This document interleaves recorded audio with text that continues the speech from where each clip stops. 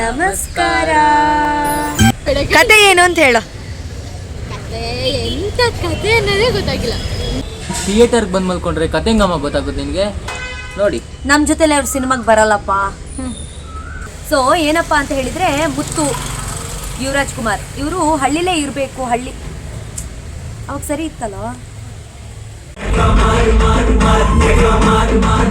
ಡೈರೆಕ್ಟ್ರು ಇದನ್ನ ಕನ್ವೆ ಮಾಡಿಲ್ಲ ಕ್ಲೀನಾಗಿ. ಥರ ಆಡ್ಬೇಕು, ಮಚ್ಚರ್ ಥರ ಆಡಬೇಡ.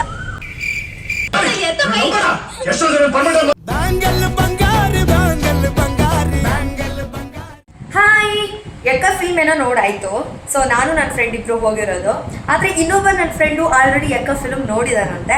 ನಾನು ಅವನು ಇಬ್ಬರು ಒಟ್ಟಿಗೆ ಕೂತ್ಕೊಂಡು ಎಕ್ಕ ಫಿಲ್ಮ್ ರಿವ್ಯೂ ಕೊಡೋಣ ಅಂತ ಅನ್ನಿಸ್ತು. ಒಂದಷ್ಟು ತರಲೆ ಅದ್ರ ಜೊತೆಗೆ ರಿವ್ಯೂಗಳನ್ನು ಕೊಡ್ತಾ ಇದ್ರೆ ನಿಮಗೂ ಕೂಡ ನೋಡೋಕ್ಕೆ ಮಸ್ತಾಗಿರುತ್ತಲ್ವ, ಅದಕ್ಕೋಸ್ಕರ.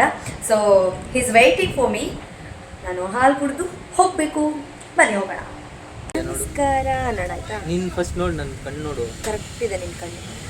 ಇದು ನೋಡ್ಕೊಂಡು ಮಾತಾಡವ, ಕರೆಕ್ಟ್ ಆಗುತ್ತೆ.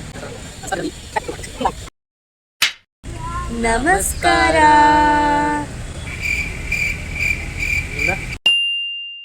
ಎಕ್ಕ ಮೂವಿ ನಿಮಗೆ ಗೊತ್ತಿರೋ ಹಾಗೆ ರೋಹಿತ್ ಪತ್ಕಿ ಅವರ ಡೈರೆಕ್ಷನ್ ಅಲ್ಲಿ ಮೂಡಿ ಬಂದಿರುವಂತದ್ದು. ಯುವರಾಜ್ ಕುಮಾರ್ ಅವರು ಆಕ್ಟಿಂಗ್ ಮಾಡಿದ್ದಾರೆ. ಹಾಗೆ ಸಂಪಾದ ಮತ್ತೆ ಸಂಜನಾ ಆನಂದ್ ಅವರು ಆಕ್ಟ್ ಮಾಡಿರೋದು. ಇದರಲ್ಲಿ ಏನಪ್ಪಾ ನನಗೆ ಏನು ಇಷ್ಟ ಆಯ್ತು ಅಂತ ಫಸ್ಟ್ ಹೇಳ್ತೀನಿ, ಓಕೆನಾ? ಸಂಜನಾ ಆನಂದ್ ಅವರ ಇದರಲ್ಲಿ ಹೆಸರು ಏನಪ್ಪಾ ಅಂತ ಹೇಳಿದ್ರೆ ನಂದಿನಿ ಅಂತ. ಮುತ್ತು ಅಂತ ಯುವರಾಜ್ ಕುಮಾರ್ ಅವರ ಹೆಸರು.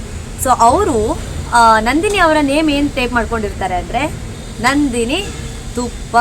ನೀನ್ ಇದನ್ನ ಅಬ್ಸರ್ವ್ ಮಾಡಿಲ್ಲ ಅಲ್ಲ? ಇವನ್ ರಿವ್ಯೂ ಹೇಳಕ್ ಬಂದಿದ್ದಾನಂತೆ.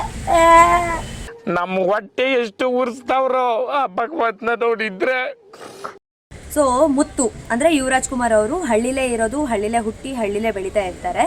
ಇವರ ಅಮ್ಮ ಶ್ರುತಿ. ಸೊ ಇವನಿಗೆ ಏನಪ್ಪಾ ಅಂದ್ರೆ ಸಣ್ಣಲ್ಲಿ ನಾನು ಹಳ್ಳಿಯಲ್ಲೇ ಹುಟ್ಟಿ ಹಳ್ಳಿಯಲ್ಲೇ ಬೆಳೆದಿರೋದ್ರಿಂದ ಅವನಿಗೆ ಪೇಟೆಗೆ ಹೋಗಿ ಕೆಲಸ ಮಾಡಬೇಕು ಅಂತ ಆಸೆ ಇರಲ್ಲ. ಎಷ್ಟೋ ಸಲ ಆ ಒಂದು ಅವಕಾಶ ಸಿಕ್ಕಿದ್ರು ಕೂಡ ಅವನು ಒಪ್ಕೊಂಡಿರಲ್ಲ. ಯಾಕಂದ್ರೆ ಫ್ರೆಂಡ್ಸ್ ಜೊತೆನೆ ಗಮ್ಮತ್ ಮಾಡ್ಕೊಂಡು ಜಾಲಿಯಾಗಿ ಹಳ್ಳಿ ವೆದರಲ್ಲೇ ಎಂಜಾಯ್ ಮಾಡ್ಕೊಂಡು ಬೆಳೆಯಕ್ಕೆ ಇಷ್ಟಪಡ್ತಾ ಇರ್ತಾನೆ. ಸೊ ಇದರಿಂದ ಏನ್ ಕಲಿಬೇಕು ಅಂತ ಸಿನಿಮಾದಲ್ಲಿ, ಖಾಲಿ ಪೇಪರಿಗೆ ಸೈನ್ ಮಾಡಬಾರ್ದು ಅಂತ ಅಲ್ವಾ?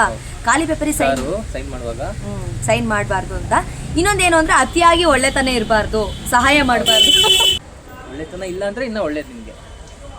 ಸೊ ಸಾಂಗು ವಿಚಾರಕ್ಕೆ ಬಂದ್ರೆ ಎಕ್ಕ ಮಾರು ಮಾರು ಮಾರು ಇದು ಥಿಯೇಟರ್ ಎಕ್ಸ್ಪೀರಿಯನ್ಸು ಸಖತ್ತು. ಆಮೇಲೆ ಆಬ್ವಿಯಸ್ಲಿ ಬ್ಯಾಂಗಲ್ ಬಂಗಾರಿ. ಆ್ಯಂಡ್ ಇನ್ನೊಂದು ವಿಷಯ ಏನಂದರೆ, ಕತೆ ಶುರುವಾಗಿದ್ದು ಮೇಯ್ನ್ ಉದ್ದೇಶ ಏನಿದೆ, ಸೆಕೆಂಡ್ ಹಾಫ್ ಬರೋಷ್ಟರಲ್ಲೇ ಅವರ ಉದ್ದೇಶನೇ ಮರ್ತೋಗ್ತಾರೆ. ಅವ್ನು ಏನಕ್ಕೆ ವಾಪಸ್ ಬೆಂಗಳೂರಿಗೆ ಬರ್ತಾನೆ ಅನ್ನೋ ಉದ್ದೇಶನೇ ಮರೆತು ಲೈಕ್ ಎಲ್ಲ ಹರಿಬೇರಿಯಲ್ಲಿ ಏನೋ ಸ್ಪೀಡಾಗಿ ಓಡೋಗ್ಬೇಕು, ಮುಗಿಸ್ಬೇಕು ಸಿನಿಮಾ ಅನ್ನೋ ಥರನೇ ಫೀಲ್ ಆಯ್ತು ನನಗೆ. ಸಿನಿಮಾ ಓಪನಿಂಗ್ ಆಗೋದೇ ವಾರಣಾಸಿಯಿಂದ. ಆ್ಯಂಡ್ ಅಲ್ಲಿಂದ ಫ್ಲ್ಯಾಶ್ ಬ್ಯಾಕ್ ಹೋಗಿ ಮತ್ತೆ ಕಟ್ಟಾಗಿ ವಾರಣಾಸಿಗೆ ಬಂದು ಅಲ್ಲಿ ಡೈರೆಕ್ಟ್ರು ಇದನ್ನು ಕನ್ವೆ ಮಾಡಿಲ್ಲ ಕ್ಲೀನಾಗಿ. ಅವ್ನು ಏಂತಕ್ಕೆ ವಾರಣಾಸಿಗೆ ಬಂದು ಹಂಗೆ ಸಿಗಾಕೊಂಡು ಅರ್ಜೆಂಟಾಗಿ ಎಂಡಿಂಗ್ನ ಫುಲ್ ಹರಿ ಮಾಡಿದ್ದಾರೆ. ಏನು ಆದಿತ್ಯ ಅವರೇ ಹೇಳಿದ್ದಾರೆ, ಆದಿತ್ಯ ಅವ್ರು ಲಾಸ್ಟಿಗೆ ಸ್ಟೋರಿ ಹೇಳ್ತಾರಲ್ಲ, ಇಲ್ಲ ಅದು ಬೇಕು ಅಂತ ತುಂಬಿಸ್ದಂಗೆ ಅನಿಸ್ತು ಅದೆಲ್ಲ. ನನಗೆ ಆ ಪ್ರಾಪರ್ ಸ್ಟಾರ್ಟಿಂಗ್ ಹೋಗ್ತಾ ಇದ್ದಿದ್ದು ಸ್ಕ್ರೀನ್ ಪ್ಲೇ, ಸೆಕೆಂಡ್ ಹಾಫ್ ಆದಮೇಲೆ ಆ ಸ್ಕ್ರೀನ್ ಪ್ಲೇ ಪ್ರೆಸೆನ್ಸ್ ಕಾಣಿಸೇ ಇಲ್ಲ. ಹೌದು, ಎಲ್ಲ ಟಕ್ ಟಕ್ ಟಕ್ ಟಕ್ ಟಕ್ ಅಂತ ಆಗೋದು. ಸೆಕೆಂಡ್ ಹಾಫು ಚಿತ್ರಾನ್ನನೇ ಆಗಿರೋದು. First half biryani, second half ಚಿತ್ರಾನ್ನ, ಚಿಂದಿ ಚಿತ್ರಾನ್ನ, ಬೂಂದಿ ಮೊಸರನ್ನ ಆಗಿದೆ, ಬೂಂದಿ ತಂಗ್ಳನ್ನ ಹಂಗಾಗಿದೆ. ಅಂದ್ರೆ ಹಾಗಂತ ಏನ್ ಜನ ಕಮ್ಮಿ ಇರಲಿಲ್ಲ ಅಂತಿರಲ್ಲ. ಥಿಯೇಟ್ರಲ್ಲಿ ಜನ ಬರ್ತಿದ್ದಾರೆ. ಕನ್ನಡ ಸಿನಿಮಾ ಅಪರೂಪಕ್ಕೆ ಎಷ್ಟೋ ತಿಂಗಳಾದ್ಮೇಲೆ ಚೆನ್ನಾಗಿರೋ ಸಿನಿಮಾ ಬಂದಿದೆ. ಎಲ್ಲ ಥಿಯೇಟ್ರಿಗೆ ಹೋಗಿ ನೋಡಿ, ಥಿಯೇಟ್ರಲ್ಲಿ ಫೀಲ್ ಮಾಡೋಂಥ ಸಿನಿಮಾನೇ ಇದು. ಮಿಸ್ ಮಾಡ್ಕೊಬೇಡಿ. ಬಟ್ ಈ ಫ್ಲಾಸ್ ಬಿಟ್ರೆ ಸಿನಿಮಾ ಚೆನ್ನಾಗಿದೆ. ಎಕ್ಸ್ಪೆಕ್ಟೇಷನ್ ಅಷ್ಟಿಲ್ಲ ಅಲ್ವಾ? ನಾವು ಅಂದ್ಕೊಂಡಿದ್ದು ಎಕ್ಸ್ಪೆಕ್ಟೇಷನ್ ಇಲ್ಲ. ಅಂಡ್ ಜಾಕಿ ತರ ಇದೆ ಅಂತ ಅಂದ್ರು, ನಮಗೆಲ್ಲೂ ಆ ತರ ಫೀಲ್ ಆಗಿಲ್ಲ. ಅಂದ್ರೆ ಲಾಸ್ಟಿಗೆ ಕ್ಲೈಮ್ಯಾಕ್ಸ್ ಅಲ್ಲಿ ಅಪ್ಪು ಅವ್ರ ತರ ಜಾಕಿಲಿ ಅಪ್ಪು ಅವ್ರು ಎಂಟ್ರಿ ಕೊಡ್ತಾರಲ್ವಾ, ಆ ರೀತಿಯಾಗಿ ಇವ್ರದ್ದು ಕ್ಲೈಮ್ಯಾಕ್ಸ್ ಅಲ್ಲಿ ಇದೆ. ಯುವರಾಜ್ ಕುಮಾರ್ ಅವರು ಆ ತರ ಗೆಟಪ್ ಬರ್ತಾರೆ ಅಷ್ಟೇ. ಬಟ್ ಎಲ್ಲೂ ಜಾಕಿಗೂ ಈ ಸಿನಿಮಾಗೂ ಒಂದು ಸಂಬಂಧನೇ ಇಲ್ಲ. ಇದೇ ಬೇರೆ ಅದೇ ಬೇರೆ. ಇಲ್ಲ ಮದರ್ ಸೆಂಟಿಮೆಂಟು ಅಷ್ಟೇ ವರ್ಕ್ ಆಗಿಲ್ಲ ನನಗೆ. ವರ್ಕ್ ಆಗಿದೆ ಅಂತ ಅನಿಸಿಲ್ಲ. ತೇಲ್ಸ್ಕೊಂಡು ಹೋದಂಗಿದೆ. ಆಮೇಲೆ ಕೆಲವು ಕ್ಯಾರೆಕ್ಟರ್ಸ್ಗಳು ಯಾಕೆ ಬರ್ತವೆ, ಯಾಕೆ ಹೋಗ್ತವೆ, ಇವ್ ಯಾವಾಗ ಬಂದ್ವು ಅಂತಾನೆ ಗೊತ್ತಾಗ್ಲಿಲ್ಲ. ಗೊತ್ತಾಗಲ್ಲ. ಹೌದು, ಆ ಕ್ಲೈಮ್ಯಾಕ್ಸ್ ಅಲ್ಲಿ ಒಂದು ಸೀನ್ ನಡೆಯುತ್ತೆ ಅದು ಏರ್ಪೋರ್ಟ್ ಅಲ್ಲಿ. ಅವ್ನು ಯಾರು ಅಂತಾನೆ ಗೊತ್ತಿಲ್ಲ ನಂಗೆ, ಇವನು ಯಾರು ಅಂತ ಯೋಚನೆ ಮಾಡ್ತಾ ಇದ್ದೀನಿ. ಕೆಲವು ಅಂದ್ರೆ ಬರ್ತೋಗ್ಬಿಟ್ಟಿದೆ, ನೆನ್ಪಲ್ಲಿ ಉಳಿಯಲ್ಲ, ಸುಮ್ನೆ ಫೀಲ್ ಮಾಡ್ದಂಗಿದೆ ಅದು. ಸಂಜನಾ ನನ್ನೊಂದು ಡೈಲಾಗ್ ಹೊಡಿತಾಳಲ್ಲ, ಅಂದ್ರೆ ಯುವರಾಜ್ ಕುಮಾರಿಗೆ ಬೈಯೋತದ ಏನ್ ಹೇಳು, ಚಪ್ಪರಲ್ಲ ಇದು ಟ್ರೈಲರ್ ಅಲ್ಲಿ ಮಚ್ಚರ್ ತರ ಆಡ್ಬೇಡ, ಮಚ್ಚರ್ ತರ ಆಡ್ಬೇಡ. ಯಾಕ್ರಿ ಒಳ್ಳೆ ಮಚ್ಚರ್ ತರ ಆಡ್ತೀರಾ ಹೇಳ್ರಿ. ಪೈರಸಿ ಮಾಡೋದು ನಿಲ್ಸಿ, ಎಲ್ಲ ಥಿಯೇಟ್ರಿಗೆ ಬಂದು ಸಿನಿಮಾ ಬೆಳೆಸಿ ಬರ್ತೀವಿ ಸಿನಿಮಾ. ಬಟ್ ಎಕ್ಕ ಸಿನಿಮಾಗೆ ಸಖತ್ ಜನ ಬಂದಿದ್ದಾರೆ. ನಾವಂತೂ ಹೋಗ್ಬೇಕು, ಎಲ್ಲ ಫುಲ್ ಬುಕ್ ಮೈ ಶೋ ನೋಡ್ಬೇಕಾದ್ರೆ ಎಲ್ಲ ಆರೆಂಜ್ ಎಲ್ಲ ಬುಕ್ ಆಗ್ಬಿಟ್ಟಿದೆ. ನೈಟ್ 10 ಹೋಗಿರೋದು ಇವಳು ನಿನ್ನೆ, ಅವಾಗೂ ಜನ ಇದ್ರು ಥಿಯೇಟರ್ ಅಲ್ಲಿ.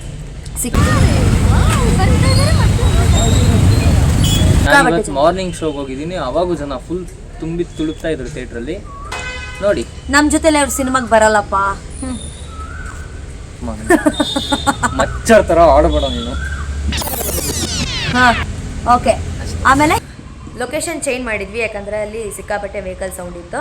ಸೊ ಇದರಲ್ಲಿ ಆದಿತ್ಯ ಅವರು ಯೂನಿಕ್ ಆಗಿ ಕಾಣಿಸ್ಕೊಳ್ತಾರೆ. ತುಂಬ ವರ್ಷಗಳ ನಂತರ ಸ್ಕ್ರೀನಲ್ಲಿ ಕಾಣಿಸ್ಕೊಂಡಿರೋದು ಒಂದು ಖುಷಿಯ ವಿಚಾರ. ಪೊಲೀಸ್ ಕ್ಯಾರೆಕ್ಟರ್, ಖಡಕ್ ಪೊಲೀಸ್ ಕ್ಯಾರೆಕ್ಟರ್ ಮಾಡಿದ್ದಾರೆ, ಸಕ್ಕದಾಗಿ ಆಕ್ಟ್ ಮಾಡಿದ್ದಾರೆ.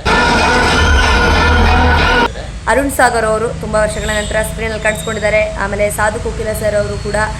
ಸೊ ಆದಿತ್ಯ ಅವ್ರ ಕ್ಯಾರೆಕ್ಟರ್ ನನಗೆ ಇಷ್ಟ ಆಯಿತು, ಡೆಡ್ಲಿ ಆಗಿದೆ. ಮತ್ತೆ ಸಿನಿಮಾದಲ್ಲಿ ಮಗು ಒಂದು ಆಕ್ಟ್ ಮಾಡಿದ್ದೆ, ಆರ್ಯ ಮಗು ಮಾತ್ರ ನೆಕ್ಸ್ಟ್ ಲೆವೆಲ್ ಆ್ಯಕ್ಟಿಂಗ್ ಮಾಡಿದೆ. ನಿಜವಾಗ್ಲೂ ಇಡೀ ಸಿನಿಮಾದಲ್ಲಿ ನಂಗೆ ಒನ್ ಆಫ್ ದ ಆ್ಯಕ್ಟರ್ ಇಷ್ಟ ಆಗಿದೆ ಅಂದರೆ ಆ ಮಗುದೇ. ಸಖತ್ತಾಗಿ ಆ್ಯಕ್ಟ್ ಮಾಡಿದೆ, ತುಂಬ ಬ್ರೈಟ್ ಫ್ಯೂಚರ್ ಇದೆ ಆ ಮಗುಗೆ. ಚೆನ್ನಾಗಿ ಆ್ಯಕ್ಟ್ ಮಾಡಿದೆ. ಆ ಮಗುಗೋಸ್ಕರ ಬಂದು ಸಿನಿಮಾ ನೋಡಿ ಹೋಗಿ. ನಮ್ಮಿಬ್ರು ರಿವ್ಯೂ ಜೊತೆಗೆ ನಂದು ಮತ್ತೆ ಪಿಳ್ಳಿದು ಸ್ಮಾಲ್ ಕ್ಲಿಪ್ಸ್ ಇದೆ, ನಿನ್ನೆ ರಿವ್ಯೂ ಕೊಟ್ಟಿರೋದು, ಅದನ್ನು ನೋಡ್ಕೊಂಡು ಬನ್ನಿ.